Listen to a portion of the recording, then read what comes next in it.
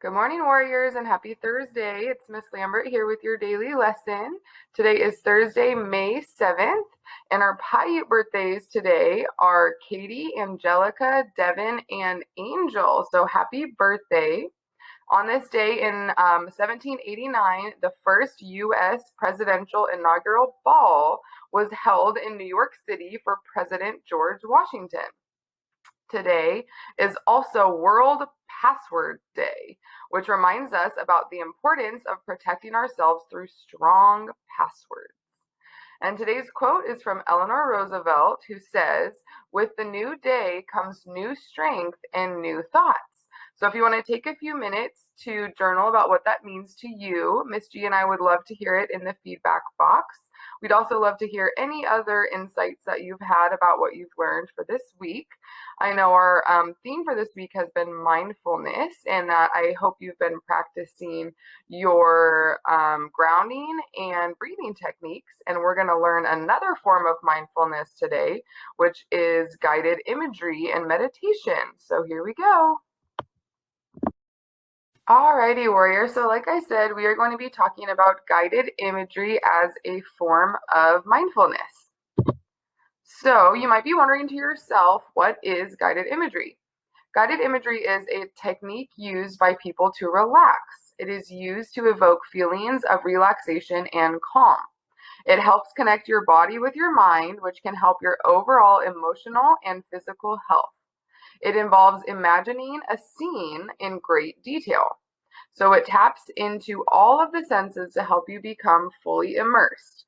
For example, you are standing in front of a waterfall. The water is flowing freely from the top. The light shines and hits your eyes, causing you to blink. The water is gently sparkling on your skin, causing you to notice the breeze touching your skin.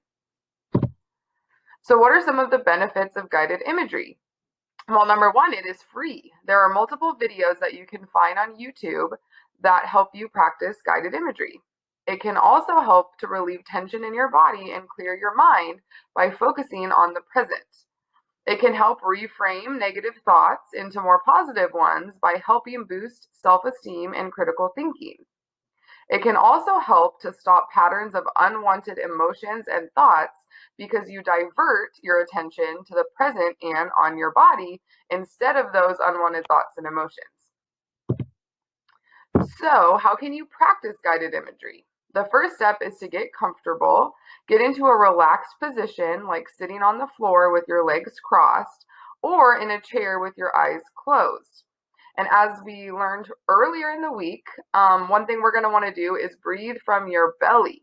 You want to focus on breathing momentarily to make sure that your belly is rising and falling with every breath. And then you're going to want to choose a scene and vividly imagine it. So you can envision yourself in the middle of the most relaxing environment you can, or you can watch a video on YouTube with someone that guides you through it.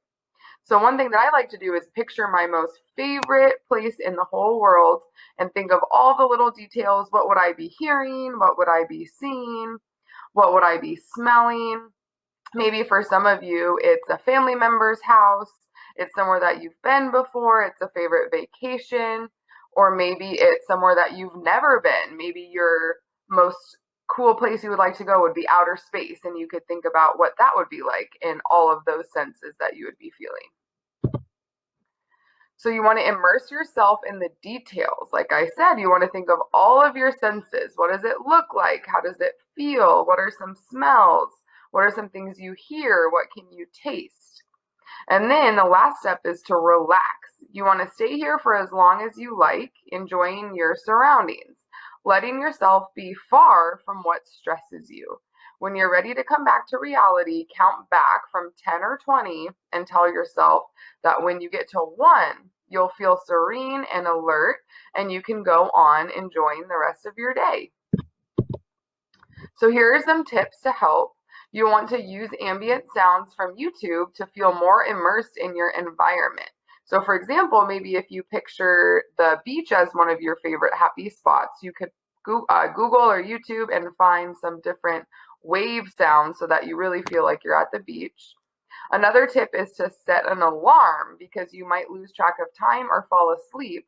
So setting an alarm can help you relax because it assures you that your daily routine will not be in jeopardy.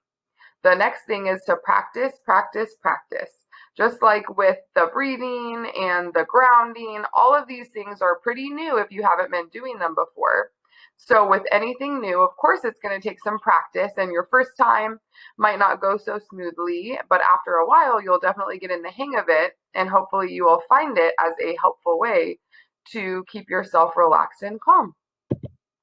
So some resources, and what we're going to do next is go through a script for a guided imagery that I am going to read through for you, so you can find a calm, relaxed place to kind of just settle in and listen to the next part of the video. And before we get to that, I just want to remind you that if you or anyone in your family would like for me or Miss G to reach out, that you can always fill out the counselor referral form. At the beach, mindfulness visualization. Get comfortable, be mindful of your breathing. You can either read this quietly to yourself and use your imagination, or have someone read it to you, and you can close your eyes and imagine yourself in the story. As you step off the last step, you step into white sand. It's warm and soft under your feet. Now, just feel the sensations in your feet on the sand. Look up. All you can see is more sand in front of you, but you can hear the ocean. Walk towards the sound of the ocean. As you're walking, you can feel the sun on your skin. Perhaps you can feel a light breeze as well. You notice the smell of the salty air. And as you're looking around, you see the ocean peek over the sand dune. You're walking towards the ocean now, and you notice the sand under your feet gets firmer because it is saturated with seawater. As you get to the shore where the ocean meets the sand, you see little waves coming up and down, up and down.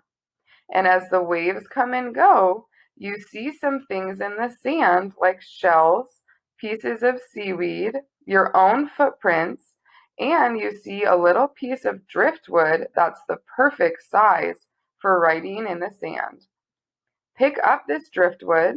Now draw something into the sand where it's moist.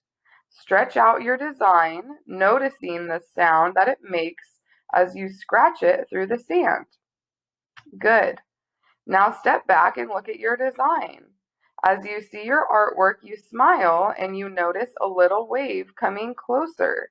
This wave catches part of your artwork and washes it away as it goes back into the ocean.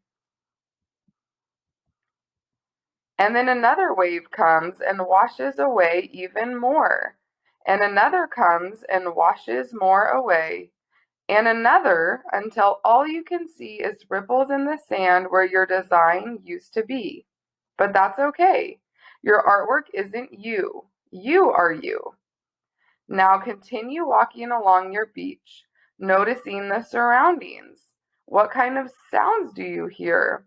Can you hear seabirds flying over? Or the wind gently blowing? Can you feel the warm sun on your skin?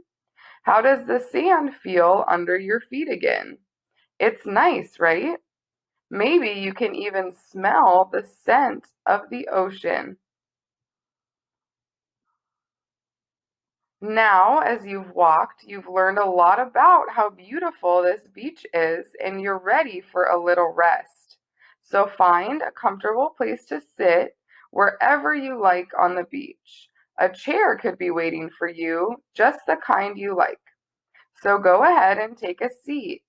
Take a seat and look out into the ocean. Watch the horizon and how the ocean meets the sky. This is the most beautiful scene you've ever witnessed.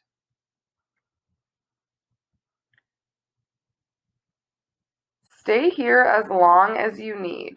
When you are ready, open your eyes and/or begin to notice the room that you're in.